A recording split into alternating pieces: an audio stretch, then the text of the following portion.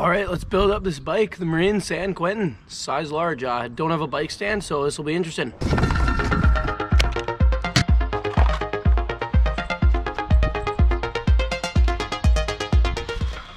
Step one done. We got the tire on the rim.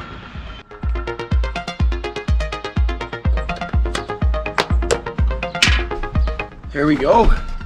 It's done. So the cush core is leaking from the valve, so that means I have to either redo the rim tape or I have to get a new valve. And I think it's a new valve since I'm using one from an inner tube. That's a bit of a bodge because I'm too cheap to go buy a new one. So it means I get to do the whole process again.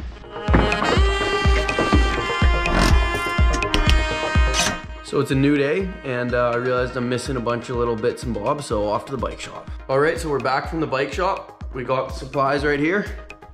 A few little bits and bobs that we were missing.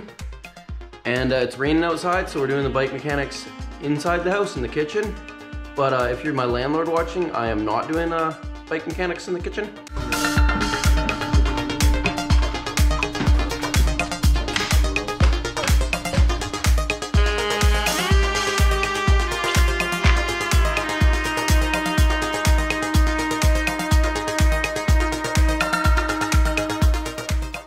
We're on to day 4 of the bike build. The excitement's building. All that's left is just to cut this brake line and get a new brake adapter. And since I don't have a bike stand, we got this interesting setup here to make sure I don't contaminate the brake rotors. So I just took the rotor off and then shoved the bleed blocks in. And my bleed kit doesn't fit, but we'll see if it works.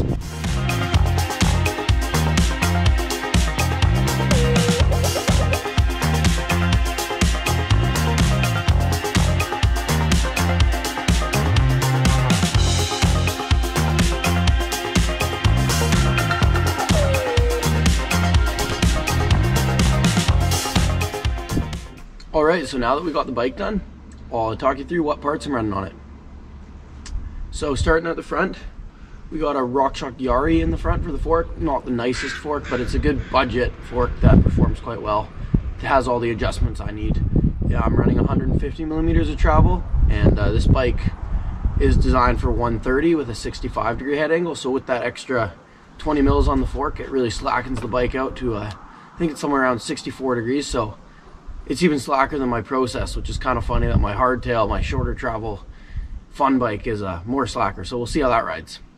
Then moving on up above from the fork, we got the handlebars. I'm running the 1-Up carbon handlebars. I've never ran carbon bars before. I'm a little hesitant, but I've heard really good things, and I'm running those in a 780.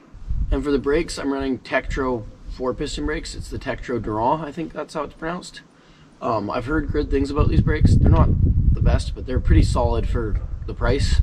And I'm curious to try them. Yeah, so for the drivetrain, I got the Microshift 11-speed. It's the Microshift XLE.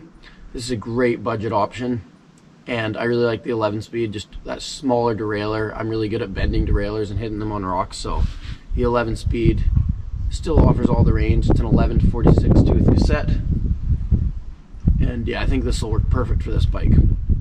So for the tires on this bike, I'm running the Vittoria Martello. I've never tried Vittoria before, and I'm super keen to try them out. I've heard great things.